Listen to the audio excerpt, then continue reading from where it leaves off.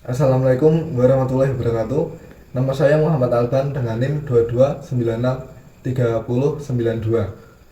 Pada kali ini saya akan menjelaskan mengenai sejarah dari peristiwa Sumpah Pemuda. Sumpah Pemuda sendiri merupakan sebuah tonggak utama persatuan dan kesatuan yang diikrarkan pada tanggal 28 Oktober 1928. Bangsa Indonesia sangatlah beragam, mulai dari suku, agama, dan kebudayaan di masing-masing daerah itu berbeda. Dengan adanya Sumpah Pemuda ini, keberagaman tidaklah menjadi penghalang bagi bangsa Indonesia untuk mencapai kemerdekaan. Sumpah Pemuda sendiri dilatar belakangi oleh tiga hal, yaitu politik etis Belanda, adanya keinginan untuk bersatu, dan munculnya berbagai organisasi kepemudaan. Adanya kebijakan politik etis atau kebijakan balas budi oleh Belanda ini untuk meningkatkan kesejahteraan rakyat yang mencakup dari edukasi atau pendidikan, irigasi atau pertanian, dan transmigrasi atau perpindahan penduduk. Politik etis di bidang pendidikan ini diwujudkan dengan membuka sekolah-sekolah bagi kaum pribumi. Hal inilah yang menjadi munculnya kaum terpelajar di kalangan pribumi yang akhirnya memberikan hasil pemikirannya untuk mendorong kemerdekaan bangsa. Adanya keinginan untuk bersatu. Munculnya berbagai organisasi kepemudaan yang berlatarkan daerah asal, suku maupun agama membuat para pemuda sadar bahwa pentingnya untuk diadakan sebuah persatuan. Karena mereka juga menyadari bahwa kondisi yang masih kedaerahan tersebut sangat mudah dipatahkan oleh penjajah. Kemudian munculnya berbagai organisasi kepemudaan. Berdirinya organisasi pemuda Budi Utomo mendorong kemunculan organisasi pemuda serupa, yaitu Yong Yava, Yong Sumatranan Bon, Yong Minahasa, Yong Celebes, dan banyak lainnya. Mereka melebur menjadi satu dan bergerak bersama untuk melawan penjajah. Oleh karena itulah diwujudkan dengan mengadakan Kongres Pemuda.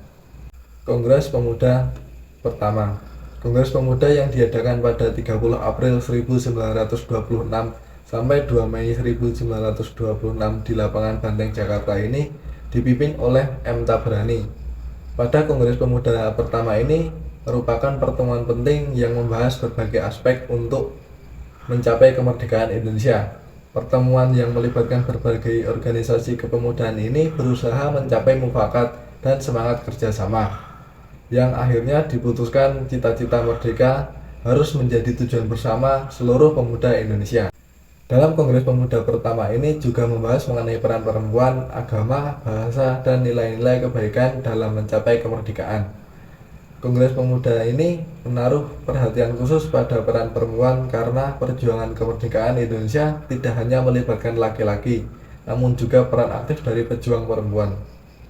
Adapun tokoh-tokoh yang menjadi panitia dalam Kongres Pemuda pertama ini adalah Muhammad Tabrani sebagai ketua, Jamaluddin Adinegara sebagai sekretaris, dan Suharso sebagai bendahara. Hasil dari Kongres Pemuda pertama ini adalah: yang pertama, cita-cita Indonesia merdeka menjadi cita-cita seluruh pemuda Indonesia. Yang kedua, seluruh perkumpulan pemuda berupaya untuk menggalang persatuan organisasi pemuda dalam suatu wadah. Yang ketiga, mengakui dan menerima cita-cita sebagai persatuan Indonesia. Hasil tersebut tentunya mendukung kemajuan bangsa Indonesia dalam persatuan dan kesatuan pemuda Indonesia, di mana peran aktif pemuda saat itu sangatlah penting untuk membebaskan Indonesia dari penjajahan. Kongres Pemuda kedua. Kongres Pemuda kedua ini berlangsung pada tanggal 27 sampai 28 Oktober 1928 di Jakarta. Pada Kongres kedua ini dipimpin oleh Sugondo Joyopuspito dari Perhimpunan Pelajar Indonesia. Kongres Pemuda kedua ini merupakan respon terhadap kegagalan Kongres Pemuda pertama pada tahun 1926 dalam mencapai persatuan di kalangan pemuda. Tujuan dari Kongres Pemuda kedua ini mencakup cita-cita persatuan semua organisasi pemuda di Indonesia, membahas masalah perkumpulan pemuda, serta memperkuat kesadaran kebangsaan dan persatuan Indonesia. Pertemuan pertama yang berlangsung pada tanggal 27 Oktober 1928 membahas pentingnya bahasa Melayu sebagai bahasa politik untuk mencapai persatuan nasional. Pada pertemuan kedua tanggal 28 Oktober 1928 serta membahas pentingnya peran pendidikan dalam mewujudkan kemerdekaan Indonesia. Adapun beberapa pembicara yang hadir seperti Sarmidi, Sarwono, dan Ki Hajar Dewantoro. Mereka menekankan pentingnya pendidikan nasional untuk semua anak Indonesia. Adapun tokoh-tokoh yang menjadi panitia dalam Kongres Pemuda kedua ini yaitu Suganda Jayapuspito sebagai ketua, Muhyamin sebagai sekretaris, dan Amir Syarifuddin sebagai bendahara. Selama kongres ini, Muhyamin membacakan teks resolusi. Teks inilah yang kemudian dikenal sebagai Sumpah Pemuda yang kemudian diperingati setiap tanggal 28 Oktober.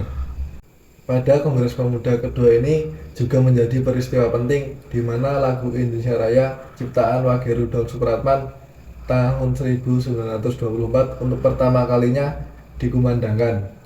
Saat itu Indonesia Raya dikumandangkan di hadapan para peserta kongres hanya dengan biola oleh Wage Rudolf Supratman sendiri.